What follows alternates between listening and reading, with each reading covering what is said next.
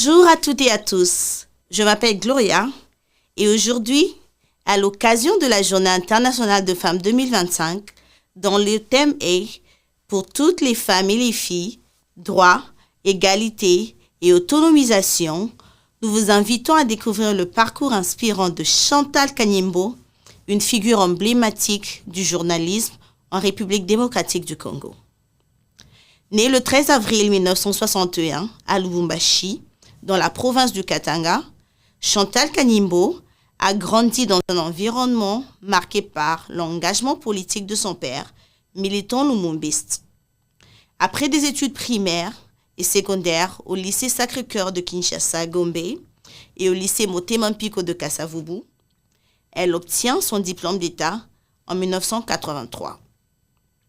Sa passion pour le journalisme l'a conduit à l'Institut des sciences et techniques de l'information, l'ISTI, devenu plus tard l'Institut facultaire des sciences de l'information et de la communication, l'IFASIC, où elle décroche une licence en journalisme en 1991.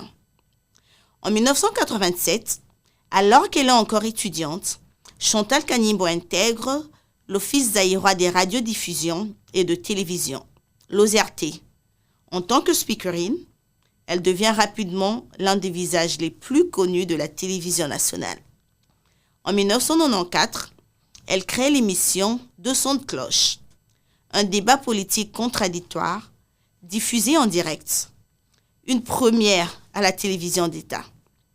Ce programme novateur proposait des débats politiques contradictoires entre deux acteurs aux opinions divergentes, offrant ainsi une plateforme d'expression équilibrée dans un paysage médiatique alors largement contrôlé par le pouvoir en place. Diffusée en direct sur la télévision nationale, l'émission a rapidement connu un succès retentissant et a battu des records d'audience. Chantal Kanimbo est la première femme à entrer au comité directeur de l'Union nationale de la presse du Congo, l'UNPC, en 2004, en tant que première vice-présidente.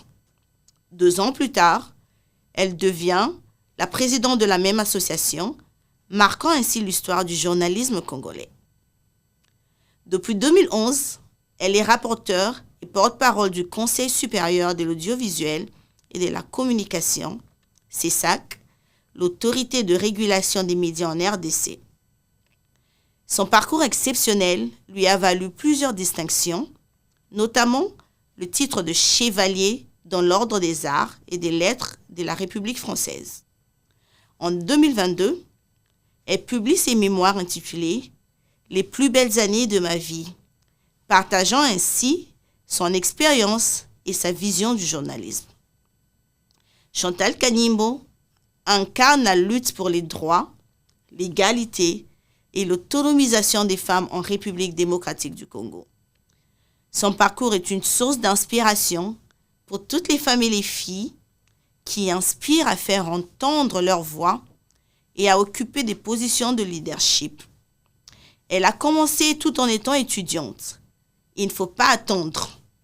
En cette journée où nous commémorons les droits de femmes, célébrons son engagement et son apport inestimable à la société congolaise. Qu'allez-vous faire? Rejoignez le mouvement, travaillons ensemble pour le bien de la femme congolaise. Donnez-nous en commentaire les noms des femmes congolaises qui vous inspirent et on en parlera. À demain.